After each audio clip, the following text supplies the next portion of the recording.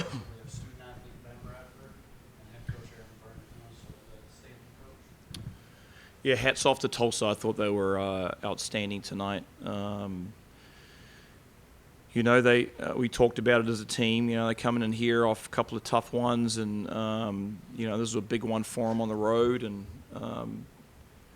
I mean, by record, they've been the best team in our league this year. So, our guys got a taste of what a really, really good in-conference team looks like. Their pace was great. I thought they moved the ball unbelievably well. I thought they moved each other well. They're loaded up, ready to shoot. That thing gets off quick. And then they were just tougher than we were tonight. And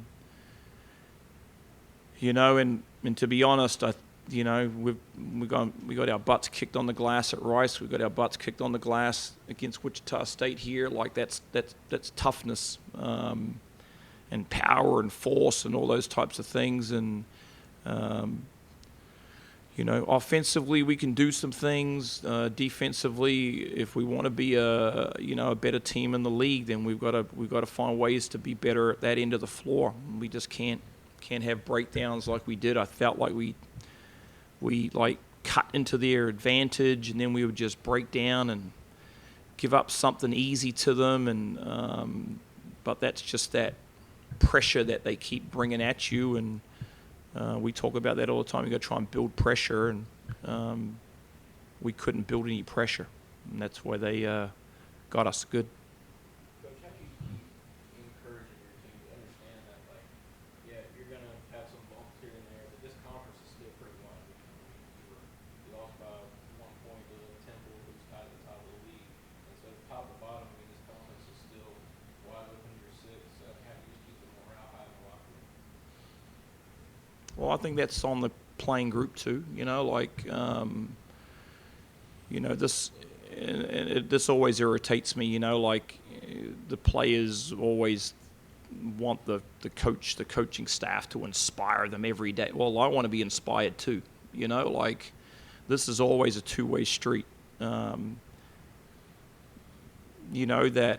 balance between being coached hard, coached positively. Players playing hard, being competitive, being an everyday guy, like that's the balance that I'm talking about here. We did some great things on the road, to get 2 wins. It's not easy to do that. We had a really short turnaround for this game. We played against a really good team. We have improved here the last 4 to 6 weeks for sure, which is great. And a credit to the guys because they have been working hard. They've been competitive. They're really listening. It takes a heck of a lot of toughness to be an everyday guy. Unbelievable toughness. And I'm not just talking physical toughness. I'm talking the mental, emotional that I talk about every day. Are you mentally engaged? Are you emotionally engaged? Do you bring energy to our group every day? Do you inspire? Do you communicate? If you're a leader of the group, do you have a voice every day that this needs to be better? Yes, that's great. No, that's not good enough. We've got to be better with that. We have some guys that do it. We have some guys that are not good enough at it yet.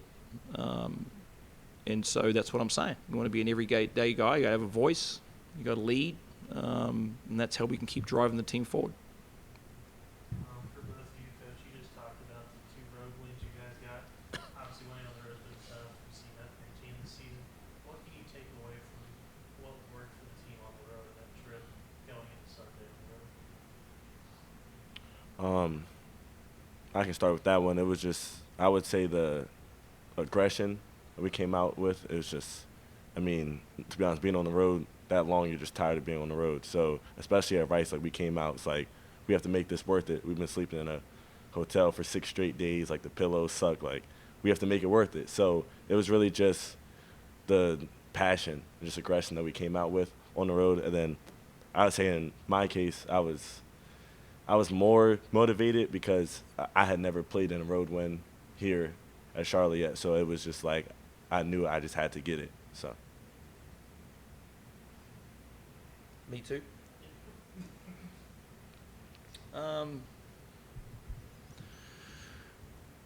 Yeah, I mean we got to build we got to build behaviors, right? So if you want to take the last 3 games, well, we're trying to stack good behaviors, good work ethic, a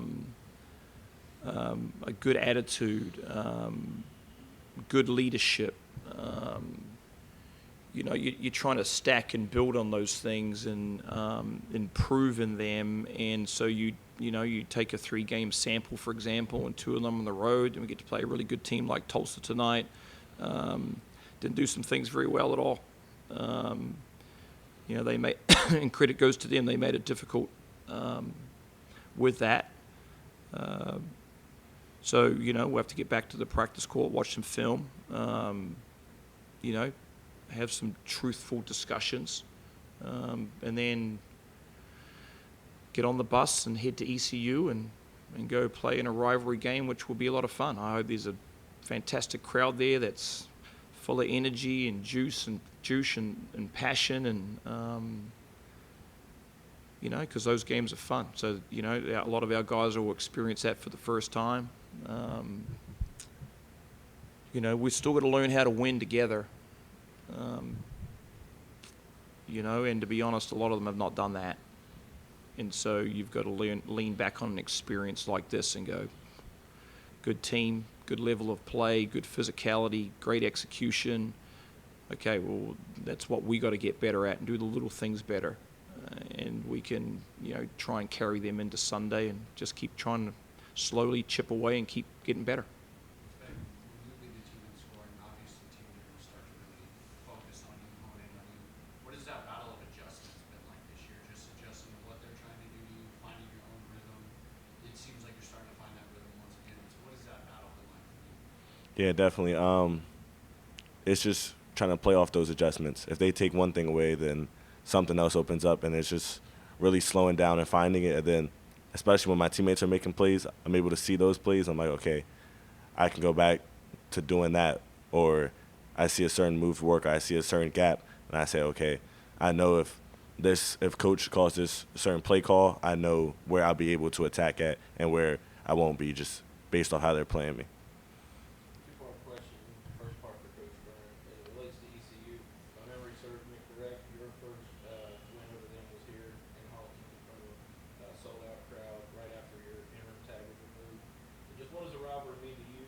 And then the second part is for Ben. How do you get the other guys in the locker room that are new to the program to understand the magnitude of the rivalry to this school and to them? Rivalries are awesome. It's a little bit what sucks with this league a little bit is that you just don't get enough of them.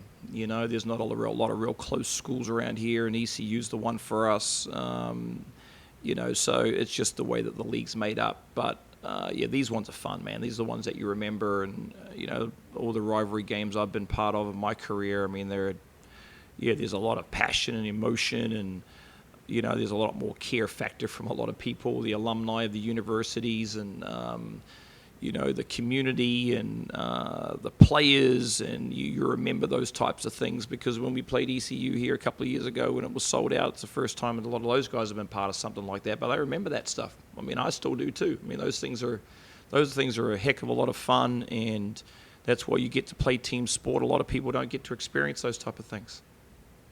And the pressure and expectations to go out there and perform are, that's what's a heck of a lot of fun. So, yeah, I'm definitely looking forward to it. I know the guys will be too. There'll be a lot of talk leading up to it, and, and then these guys have been part of it, can obviously share those experiences.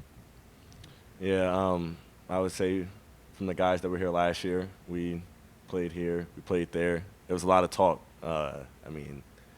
The fans were chirping at us the whole game. It was their coach ran out on the court.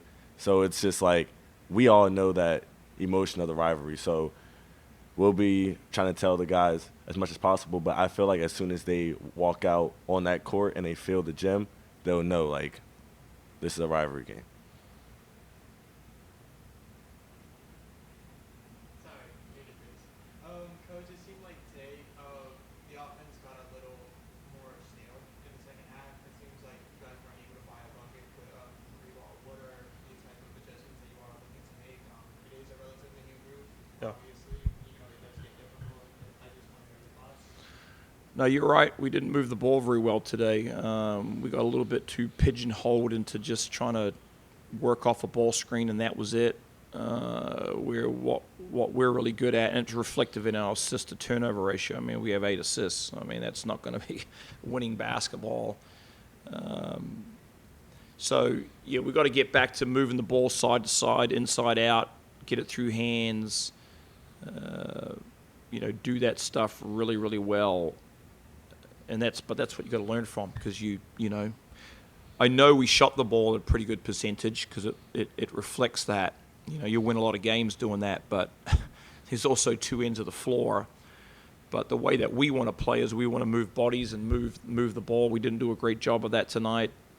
Tulsa did a really good job of being disruptive with it, but I think game plan wise, probably needed to be a little bit better on my part as well with that. So there's that what we have to improve on, and then to beat a team like that, you've got to be able to defend them at a better level than what we did. I don't think that we were disruptive enough, didn't concentrate at a high enough level. And but to answer your question, we've got to move each other, and if we do that, then the ball will move.